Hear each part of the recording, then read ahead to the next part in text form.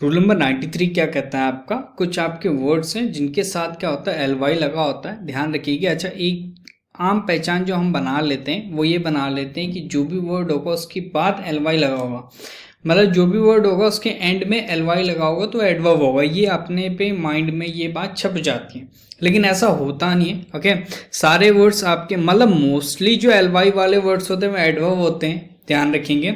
लेकिन कुछ ऐसे एल वाई वर्ड्स वाले होते हैं जो एग्जामिनेशन में पूछे आते हैं, वो आपके एडजेक्टिव होते हैं। अब फंडा क्या है, बेसिकली ये चीज़ आपको ध्यान रखना है, कभी भी आपका नाउन है ओके, और उसके साथ हम क्या करते हैं एल वाई लगाते हैं, तो ये जो आपका वर्ड बनेगा ना ये आपका क्या होगा एडजेक्टिव बनेगा, ये आपको ध्यान रखना है ओके। अब कुछ आपके वर्ड जो आपके एडजेक्टिव होते हैं उनके साथ अगर हम एल वाई लगाते हैं ना तो ये आपका क्या होता है एडवर्ब बनाते हैं, तो ये आपको ध्यान रखना है ठीक है। तो सारे एल वाई वाले वर्ड्स जिनके सब बाद में एल वाई होता है वो एडवर्ब नहीं होते। नाउन है एल वाई लगा है तो एडजेक्टिव होगा, एडजेक्टिव है एल वाई लगा है तो एडवर्ब होगा, ये आपको ध्यान रखना है।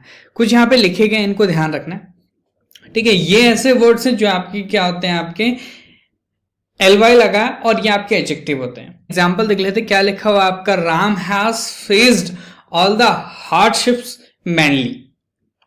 तो यहाँ पे जो मैन है ना ये आपका मैन नाउन हो गया, सभी को पता है नाउन है, एल वाई लगा है तो ये क्या है आपका नाउन प्लस एल वाई, ये आपका एडजेक्टिव ठीक है।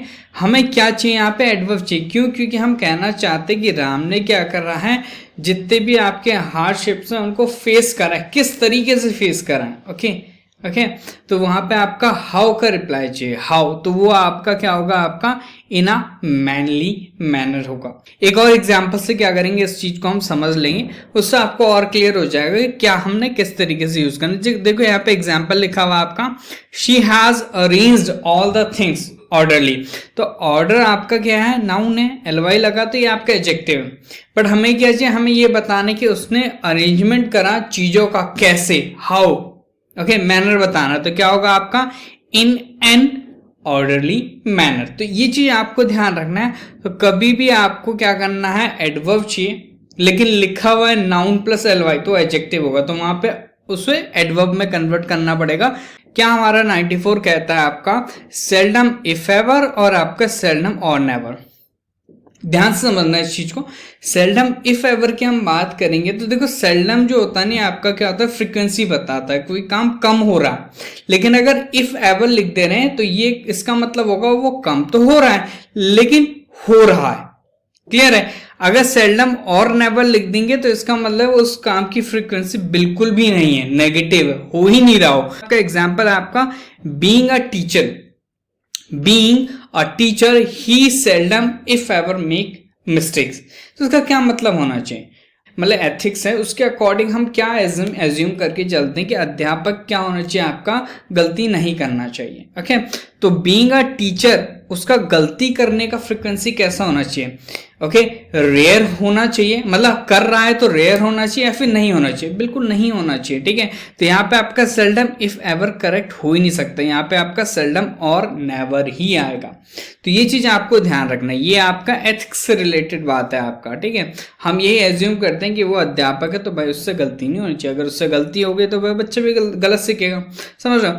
एक और देखो स्टेटमेंट, इसमें क्या लिखा है आपका despite being a teacher okay he seldom और नेवर मेक मिस्टेक। अब यहाँ पे देखो वहां पे तो थोड़ा अध्यापक है वो, लेकिन अगर हम यहाँ पे कह रहे हैं बीइंग अ टीचर, हम कह रहे हैं टीचर होने के बावजूद ओके तो इसका क्या मतलब है, इसका मतलब वो गलती करता होगा। अगर हम कहीं कहीं कोई चीज स्टेटमेंट कॉन्ट्ररी ऐड कर दे रहे हैं ओके तो इसका मतलब है आपका उसका जो दूसरा पार्ट है वो कॉन्ट्ररी होना चाहिए ठीक है। तो अगर हम यहाँ पे कह रहे हैं टीचर होने के बावजूद, तो यहाँ पे उसका जो गलती करने का फ्रिक्वेंसी है बट रेयर है, तो यहाँ पे और नेवर गलत हो जाएगा ठीक है, यहाँ पे इफ एवर हो जाएगा। दो एग्जाम्पल है, इनको आंसर करना आपने ठीक है ओके, ये हैं आपके, इनका आंसर आपने कमेंट में करना है। नेक्स्ट है आपका रूल नंबर 95, ये क्या कहता है आपका हार्डली और सेल्डम। ये ध्यान रखना है आपको, हमें सिर्फ इतना समझ में आता है कि हार्डली, बेयरली, स्केर्सली, रियरली ये क्या है आपके एडवर्ब हैं ओके, नेगेटिव एडवर्ब है, ये अगर सेंटेंस के स्टार्टिंग में यूज होंगे तो इन्वर्सन यूज होगा ठीक है। लेकिन कई बार क्या होता है पता है, कई बार यह होता है कि कहीं पे आपको हार्डली यूज़ नहीं करना होता, ओके, लेकिन वहाँ पे क्या हार्डली लिखा होता है। कई बार क्या होता है कि इस सेंटेंस में सेल्डम यूज़ नहीं करना होता, लेकिन वहाँ पे क्या सेल्डम लिखा होता है। तो ये चीज़ें भी आप लोगों को पता होनी चाहिए। अब जो हार्डली है ना, ये होता है आपका, इसका मतलब होता है ऑलमोस्ट नथिंग या फिर आपका बेयरली, मतलब इसका मतलब है आपका बहुत मुश्किल से कोई काम हो रहा है, ओके। ये आपका क्या एडवर्ब ऑफ डिग्री है, इसका मतलब होता है टू व्हाट एक्सटेंट। जब भी आपको इसको यूज करना होगा तो वहां पे आपका रिप्लाई मिलना चाहिए आपका to what extent, okay. Adverb of degree है।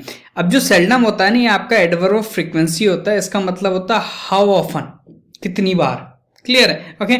इसका मतलब होता है ऑलमोस्ट नेवर, रेयरली, या फिर आपका हार्डली एवर, हार्डली नहीं हार्डली एवर, सेल्डम की जगह हम हार्डली एवर यूज कर सकते हैं, तो समझ रहे हैं। तो इसका ये मतलब है, अगर मैंने लिखा है सेल्डम का मतलब हार्डली एवर है, तो इसका ये चीज अंडरस्टूड नहीं हो जाता है कि सेल्डम की जगह पे कभी भी हार्डली यूज नहीं करना, ओके। क्यों यूज नहीं करना, क्योंकि हार्डली प्लस एवर मिला के सेल्डम बन रहा है, ठीक है। अगर हार्डली प्लस एवर मिला के हम सेल्डम बना रहे हैं तो इसका मतलब ये होता है ना कि हम हार्डली को सेल्डम की जगह यूज नहीं कर सकते, या फिर सेल्डम की जगह हार्डली को यूज नहीं कर सकते। ध्यान रखना है, सेल्डम जो एडवर्ब फ्रीक्वेंसी और हार्डली जो है वो आपका एडवर्ब ऑफ डिग्री है। एग्जाम्पल देख लेते, क्या लिखा है आपका, we seldom know anyone in the city, ठीक है। तो यहाँ पे आपका फ्रीक्वेंसी नहीं है, ओके। यहाँ पे मतलब हम क्या बहुत मुश्किल से किसी को जानते हैं शहर में, टू व्हाट एक्सटेंट का रिप्लाई देना है, डिग्री कितनी मात्रा तक हम किसी को जानते हैं, तो जो मात्रा है वो नेगेटिव है, नेगेटिव एडवर्ब हुआ नहीं है, ओके। जो मात्रा है किसी को जानने की, ओके, वो नेगेटिव है, नेगेटिव तो हार्डली आएगा, तो यहाँ पे आपका सेल्डम नहीं आएगा, क्या आएगा, हार्डली आएगा। लेकिन एग्जामिनेशन में बच्चे से सही कर देते, क्यों, क्योंकि उन्हें पढ़ा ही नहीं जाता, उन्हें सिर्फ इतना पता होता है हार्डली, बेयरली, सेल्डम, स्केर्सली हो गए, रेयरली हो गए, नेगेटिव एडवर्ब होते हैं। लेकिन ये चीज आपको ध्यान रखना है कब किस चीज को हमें कहाँ यूज करना है। तो we hardly know anyone in the city होगा, क्यों, क्योंकि यहाँ पे आपका एडवर्ब डिग्री चाहिए, फ्रीक्वेंसी नहीं, क्लियर है।